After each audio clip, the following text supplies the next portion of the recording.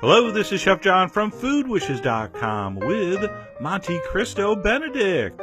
That's right, this could be the biggest and best thing to happen to brunch since bacon. And while that may be a little strong, you have to admit the alliteration was pretty good. But anyway, I've gotten a ton of requests for new brunch ideas, and this beauty based on the famous stuffed ham and cheese sandwich invented by the Count of Monte Cristo was truly delicious. So let's get this started. Step one, we're going to make a batter because we've got to make some French toast. So in a bowl, we're going to add 2 whole eggs along with some cream. We're also going to add a spoon of sugar.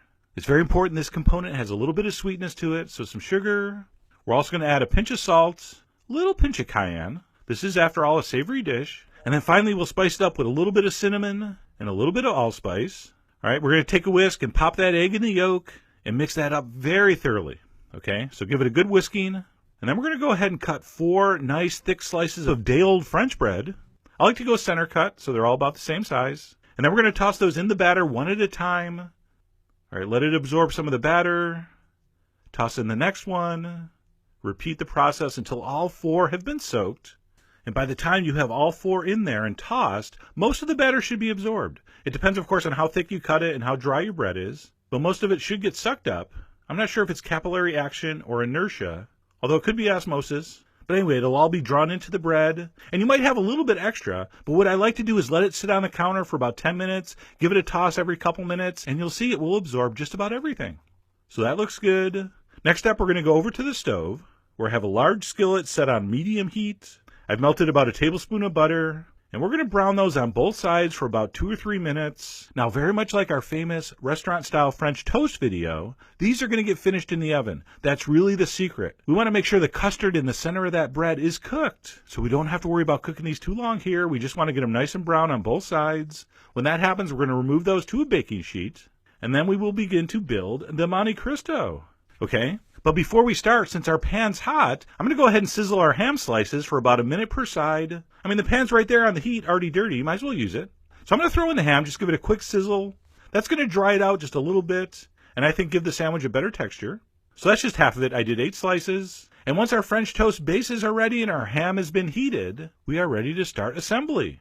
So I'm going to use 2 cheeses, cheddar and Havarti. So I'm going to lay down the cheddar layer first. And despite my many letters to the cheese industry, they still don't make oval slices. So I'm just going to break it up to fit. All right, after the cheddar's down, I'm going to lay 2 of those very thin slices of ham on each. You can see I cut mine in half to make it a little more geometrically friendly.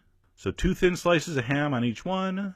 And then last but not least, we're going to top with some Havarti cheese. So I'm going to put a slice of Havarti on each, but instead of just laying it on top, I had this brilliant idea to cut them in strips and do like a lattice pattern on top, which I thought looked incredibly cool. Of course, after we baked it, I couldn't tell, but that's okay. It's the thought that counts. So once those are set, we're going to pop that in a preheated 375-degree oven for 20 minutes. Like I said, we really want the custard in the bread to cook completely through. And of course, we want our cheese to be all melty and caramelized.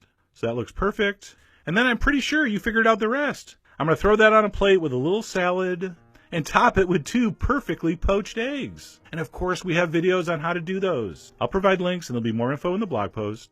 And to finish, I like to sprinkle on a little bit of kosher salt, and then a little bit of cayenne and fresh chives for some color. And there you go, Monte Cristo Benedict. And of course, there was no way this video was getting done without the gratuitous popping of the yolk shot. Oh yeah. That is borderline inappropriate right there.